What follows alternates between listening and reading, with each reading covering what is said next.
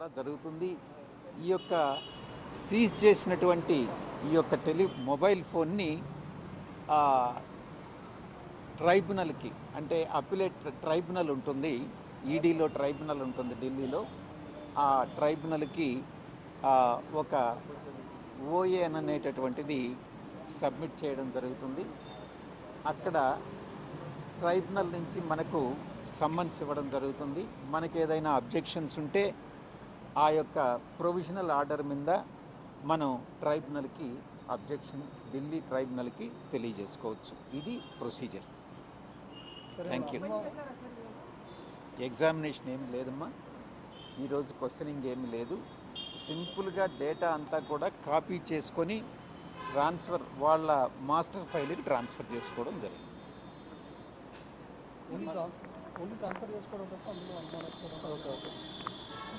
దాంట్లో ఏముంటుంది, ఏదో ట్వీట్స్ పెట్టి డ్రాఫ్ట్ ట్వీట్స్ మళ్ళీ మాడిఫై చేసుకున్నవి, లేకుంటే ఏదైనా పొలిటికల్ స్పీచెస్ ఇలాంటివి ఉండాల్సిందే. వాళ్ళకి సంబంధించిన రిలవెంట్ ఇన్ఫర్మేషన్ ఏదైనా ఉంటుందేమో అన్నటువంటి ఉద్దేశంతో ఫోన్ను సీజ్ చేయడం జరిగింది. సార్, గతంలో మీరు ఇచ్చిన స్టేట్మెంట్ ఆధారంగా కొంతమందికి నోటీసులు ఇచ్చి కూడా విచారిస్తున్నారు. వాళ్ళేమో మాకేం సంబంధం లేదు, కావాలని మా పేర్లు చెప్పారని వాళ్ళు అంటున్నారు. నేను ఎవరి పేరు చెప్పలేదు, నేను చెప్పను కూడా. నేను చెప్పిందంతా ఒకటే ఒక మాట.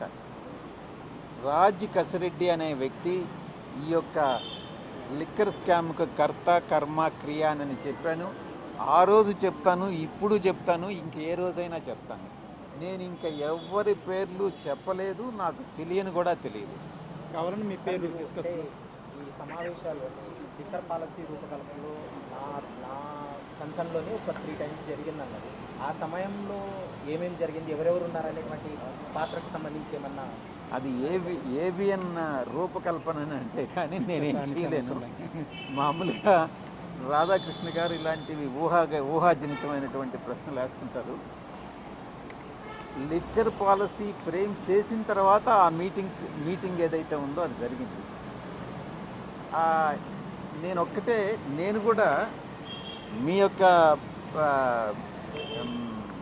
దీనిలో మీడియాలో ఎంటర్ కావాలనుకుంటున్నాను.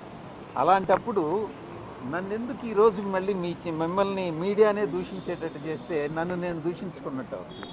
అంటే ఈ లిక్కర్ స్కామ్లో ఇప్పటి వరకు మీరు ఒక్కరు మాత్రమే ఫెయిర్గా ఏం జరిగిందని చెప్తున్నారు. మిగిలిన వాళ్ళు మాకు సంబంధం లేదని కానీ లేకుంటే ఇచ్చారని చెప్తున్నారు.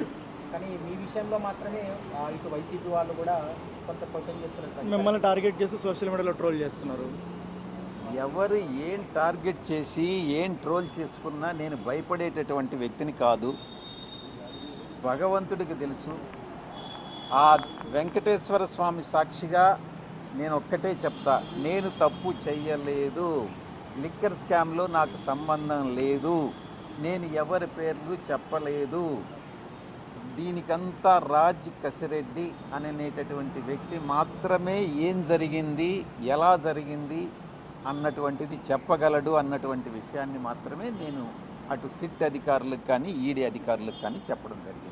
సార్, మీ పాత్ర లేదంటున్నారు, కానీ ఏపీ ప్రభుత్వం ఏమో మిమ్మల్ని నిందితులుగా చేర్చారు ఆ కేసులో. సిట్ దీంట్లో చంద్రబాబు నాయుడు గారి ప్రభుత్వం కూడా ఒక ప్రభుత్వమేనా? ప్రభుత్వం అంటే సార్వభౌమాధికారం కలిగినటువంటి ఒక గవర్నమెంట్ని ప్రభుత్వం అంటారు. అది ఒక కుటుంబ పాలనలో నడుస్తూ ఉంది. ఆయన కుమారుడు లోకేష్. ఈరోజు ప్రభుత్వం అన్నది ఎక్కడైనా ఉందా? దాని గురించి నేను ఇంతకన్నా ఎక్కువ మాట్లాడడం అనవసరమే. Thank you. Okay sir. Thank you sir.